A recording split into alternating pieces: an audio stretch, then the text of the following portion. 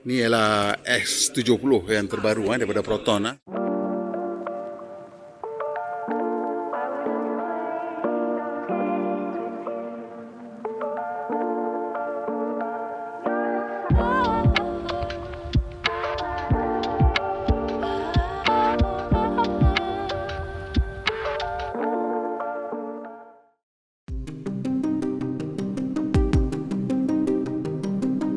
So produk ni direka bentuk semula daripada Geely punya M Grand. Geely M Grand ni ialah sebuah kereta yang dibina atas Geely punya BMA platform. Jadi Genesis BMA punya platform tu ialah mula-mula Geely develop CMA punya platform dengan Volvo lah. C itu maksudnya produk untuk segmen C, tetapi kemudian dia kecilkan sikit lah sebab squad ada modular platform. Dia jadikan BMA punya platform, iaitu untuk segmen B punya lah, B modular architecture lah. Kalau CMA itu C modular architecture. So kalau kita tengok kereta ni reka bentuk daripada tepi, it's a conventional 3-box sedan. In fact, dia punya roofline pun kita tengok is quite conventional in the sense dia tak gunakan fastback punya design kenapa benda lah. So dengan tidak menggunakan fastback punya design tu, dia boleh memastikan dengan lebih mudah bahawa dia punya headroom untuk passenger depan dan belakang tu adalah lebih selesa sebab dia boleh maintain a higher roofline before dia turun ke belakang. Secara keseluruhan kita tengok dia punya design element ni is quite heavily influenced by the Scandinavians.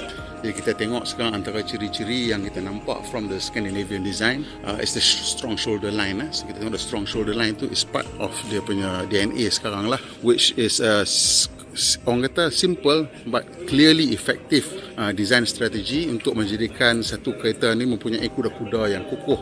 So kereta ni is all about stance and proportion. Number one proportion, number two stance. So kalau kita tengok daripada tepi, the proportion is very well balanced. Dia tak ada macam berat depan ke berat belakang ke. In terms of stance pula, selalunya di mana you position the wheels lah. So kalau kita tengok kereta ni, the wheels are positioned fairly ke depan lah, as far forward as possible given that it's a front wheel drive architecture. Dan kalau kita tengok kat belakang ni pun, the rear wheels are pushed quite far back sebab kita tengok dia punya door aperture dia. So this wheels at this corner tu menjadikan dia punya kuda-kuda ni nampak kukuh dan nampak tegak. Lampu ni dia ada macam dancing feature lah. Ada 100 berapa lampu LED bulb. Dia akan menari daripada kiri ke kanan, ke kiri ke kanan lah.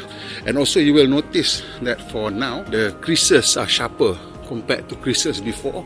So the sharper creases show that Proton now possibly have access to nicer stamping machines lah, maybe more powerful ones. Maybe they using more than usual untuk menghasilkan the body panels. And I was told that the external body panels memang buat kat sini dah. There's about 140 something KD parts yang they still ambil from China, but a lot of it is done locally already lah. By the way, this is dia panggil Flagship X lah. Flagship X ni yang ada sunroof. Variant lain semua tak ada sunroof, ini ada sunroof. Yang menariknya kat sini ada dua version of this Flagship X yang ada body kit ni. So you tengok depan body kit tu ada lip spoiler, ada side skirt dan juga ada rear bumper punya lower part trim ni dengan there's a deck lid spoiler. So the deck lid spoiler is nak kata too subtle pun tidak, nak kata too aggressive pun tidak. Has this trending thing yang ada lekuk ni, and it's quite big lah, quite nampak lah. Tapi dia warna hitam so on a dark car tak apa nampak sangat. So rim 17 inci ni is a multi-spoke design. The main spoke ada 5, dan ada secondary spoke kat belah dalam ni. It's painted lah. Dalam ni warna dark grey. Yang dekat luar ni nampak macam diamond cut lah. And tayar dia 205 50 17. Tayar spare dia ialah tayar 16 inci. And it's a space saver spare. Dan tayar dia ialah 115 70 R16. So it should theoretically give similar tayar diameter lah. Sebab kalau tayar diameter tak sama, akan datangkan macam-macam masalah pula pada kereta. Anyway, those tires are space saver, so you're not supposed to drive jauh sangat lah. So grill ni masih lagi menggunakan infinite width punya idea. Kita nampak ni kali pertama dekat X90. Cuma orientation dia. So kalau kita nampak first time ni, nampak macam hampir sama dengan X90, because kita nampak this diagonal lines going out like that. Tapi sebenarnya kalau kita tengok X90 tu, dia punya diamond ni dia keluar macam tu, macam starburst. Tapi ini sebenarnya dia parallel lines. So they made a conscious decision to create this parallel punya arrangement. Sebab when you have parallel lines, like I said, dia akan bagi nampak kereta tu lebih lebar lah. The general surface treatment for this car is quite conventional, intentionally done apparently. They would like it to look a bit more corporate, has more presence.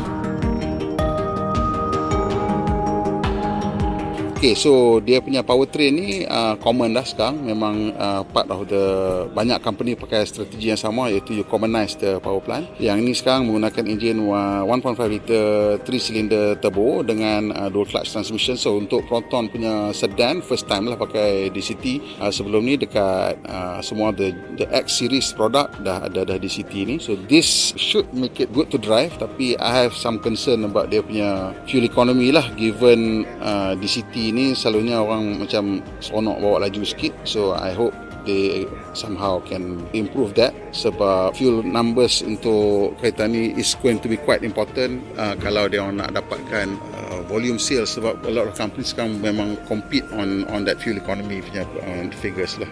Although for Proton maybe it's slightly different, because orang expect Proton to have good handling, so maybe dia punya buyers will be a bit okay and accept that power compromise lah. So, kalau kau tengah bawa kereta, kan, lepas tu hari panas, lepas tu kau nak tutup sunroof, kau kena buka 3 lapis menu. Okay, kau tekan ni. Ke ni, aku pun tak tahu tekan mana. Ni, setting. So, satu lapis menu, baru jumpa. So, baru jumpa. Lepas tu nak kena ingat butang kat mana pula. Dah accident berlanggar jawabnya. Jadi, kau jangan buka sana macam ni. Kau pakai je Hi Proton. Yes, I'm here. Close the sunroof. Sure, it's closing. Aku buat pelat pun dia faham. Jadi kau gunalah binatang ni. Mari kita try lagi. Hi Proton. What's up? Can you open the sunroof? Okay, open. Open the sunroof pun dia faham dah. Mau guna Klatek Terengganu pun tak apa. Hi Proton. I'm listening. Close the sunroof. Okay, I'll close. Close the sunroof. Faham tak? Mau guna telur apa pun tak apa dah. Boleh laku dah. So anyway, the Hi Proton ni used to be like very gimmicky. Sekarang ni dia dah gunakan satu software yang saya rasa this is among the best lah dari segi voice command. Daripada awal pun this is one of the best. Dari segi nak faham kita punya lidah lah, dia boleh faham lidah Malaysia kita dengan mudah. Yang lain pun mula gunakan sistem yang sama. Tak silap saya, Mercedes-Benz pun start guna sistem yang sama. This is a system yang aku rasa developed in China lah benda ni, tapi now dah prevalent even in some of the European models. So selain benda tu, kita tengok dia punya center screen ni boleh panggil beberapa benda lah. Kalau nak tengok panoramic view pun ada. So they have this 3D punya function, which is really nice. And even bila dengan pintu buka pun dia masih lagi berfungsi dengan elok lah. So, satu dia punya kamera dia lah dekat situ. So cuma nampak berbeza sikit lah bila kita buka tu, dia lari ke sana sikit, but you still berfungsi lah. And of course there's a top view yang membantu. So you ada 3D ni, you boleh pilih, boleh tekan butang ni, you boleh pilih angle mana nak tengok. So this is useful kalau you kata tak sure tadi ada tinggal barang kat luar ke, ataupun dekat tepi tu mungkin ada tembok rendah ke, ataupun ada yang nampak kucing lalu belakang kereta ke, ataupun takut ada budak-budak, boleh gunakan fungsi lah mode ni. So dia ada mode yang tadi satu lagi tu, dia jadi 4 kamera saja. Yang tu tengok daripada kereta punya point of view.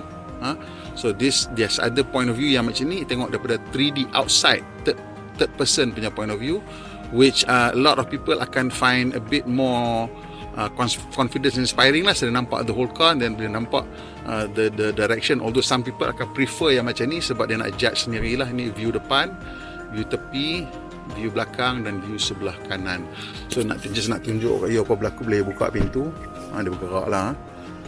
So jangan panik lah, saya akan bergerak. But still the angle of view is wide enough, so you nampak daripada tayar depan sampai ke pintu belakang. Ni dia bagi line, yang bagi nampak line untuk you reverse ke apa lah. Yang ini boleh pilih kamera tepi tengok ke belakang, kamera tepi tengok ke depan, kamera belakang dan kamera depan. So vehicle transparent ni, let's see sekejap. Vehicle transparent lah. So aku tak pasti sebelum kita belum test in the real world, but kalau tak silap aku, Land Rover started using transparent vehicle, so you macam boleh nampak objek dekat bawah kereta. But I guess that requires for the camera to have a little bit of memory lah. Dia bawa tengok image view kat bawah kereta. But I don't know whether this is what it does lah untuk kereta ni. Okay, so dia punya main instrument cluster ni memang dia punya fixed mode lah. Basically, you dapat dia punya fuel economy status, there is a speedo kat atas ni dengan dia punya ADAS punya information, which for me this is perfect because aku selalu pakai kereta akan hidup dia punya ADAS. So aku akan sentiasa gunakan adaptive cruise. So yang ni dia panggil ICC, Intelligent Cruise Control. So I want this to be my primary display. Jarang aku pakai kereta aku tak nak ni primary display. Cuma according to Proton, bila you dah jalan and you gunakan dia punya onboard navigation, dan ini dia akan transfer ke sini, the map view. So that's similar to kalau you pakai kereta yang gunakan Android Forecast macam Volvo, when you use dia orang punya Google Map, dia akan transfer the Google Map dekat sini. So that is going to be a nice thing. Cuma sekarang kita tak boleh nak tunjuk benda tu sebab kita tak boleh nak on the maps engine, tak hidup dan sebagainya lah. So that's the thing. And as far as the resolution of the screen, it's quite good. And cuma kita tak tahu nak boleh beritahu kat dia macam mana dia punya rupa at in high contrast punya situation lah, bila hari terang dan matahari terik. Tapi nampak macam okey sebab dia ada binnacle ni kan, ada hood ni. In fact some of the cars sekarang tak ada hood pun nampak terang lah. This looks like it's pretty good, pretty high contrast punya display. Cuma later kita nak tengok. Dan aku suka, this is why I say like this is the future lah. Nampak tu ada macam comet lah, apa belakang-belakang the background tu. This is the sort of thing yang people want in the future. Aku ni umur 53 dah, so aku orang tua dah kiranya. So aku tengok ni aku macam rasa tak ada apa sangat, tapi bila when I bring back EV, tunjuk kat anak-anak yang umur 21, 22, benda-benda macam tu lah mereka suka. That's nice. High contrast display, high definition display. They like the screen yang besar macam ni, and a lot of connectivity and functionality. So semua all these things will be important to them. Things like Spotify, which I never use, but it will be important to them. Joox Music, which I never use, will be important to the pembeli yang zaman sekarang lah, yang nak beli kereta ni nanti. So all these things, member center ni kalau hang tanya aku, I probably will not use it, but this is like macam mana the data for the car, I don't know, yang nak untuk connectivity dan sebagainya, semua maklumat tu ada kat sini, the QD link ni semua. All these are things yang important for the new buyers. Cuma satu kat sini problemnya, Chinese cars dia orang tak ada Apple CarPlay and Android Auto, so tak tahu bila dia orang akan integrate and offer. But that's, if a thing is a thing, then that is a thing lah yang akan menjadi isu kepada you. So salah satu ciri yang I guess agak unik juga dekat Proton S70 punya dashboard ni ialah dia punya front dashboard ni, dia ada satu part kat sini yang hosted dengan this pattern surface lah, pattern material ni nampak macam they're repeating the infinity weave, the songket design idea dekat sini menggunakan this special upholstered material that is unique to the design of the car.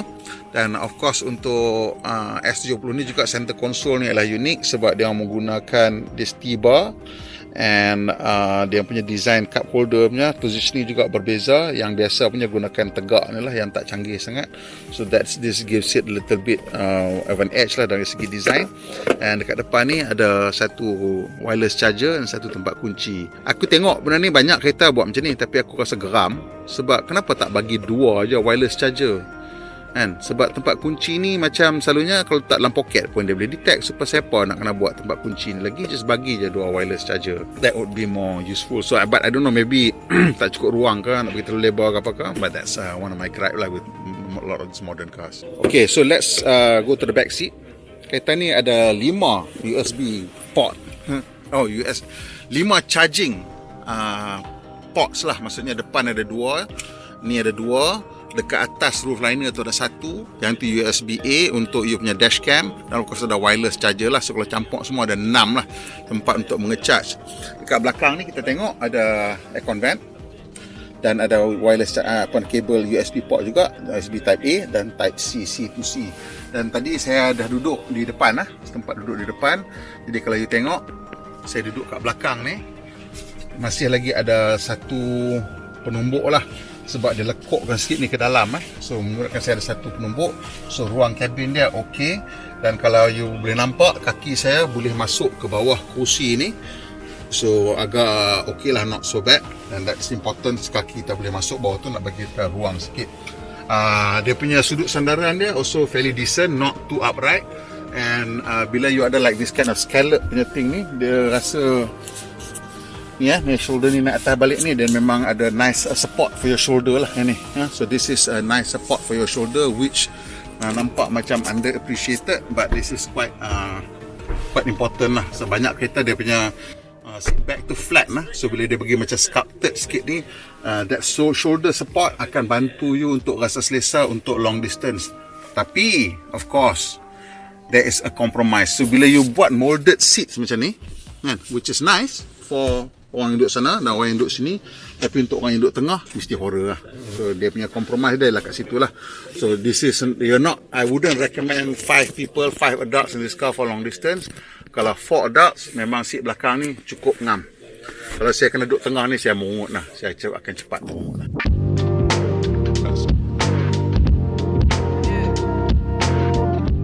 Kami kemudian diberi peluang untuk memandu uji S70 versus Honda City dan juga Toyota Corolla. Pertama sekali saya bawa Honda City dan awak boleh nampak bahawa S70 tu memecut dengan lebih laju dan Corolla tu membrake paling last sekali. 3, 2, 1, go! Tipulah. So 100 and then 0, 100 to 0. Okay, break. Okay, kereta seterusnya kita akan bawa S70. So tadi kita nampak memang jelas lah S70 ni pecut dia lagi power lah. Oh, rev counter here. Okay, go.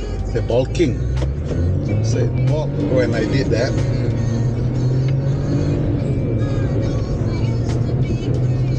sebab we're still looking at distance. So still the same. The difference is not as big as just now. Sebenarnya bukan masa lah kita tengok gap mah. So gap dia ini paling pendek lah, to achieve 0 to 100 to 0.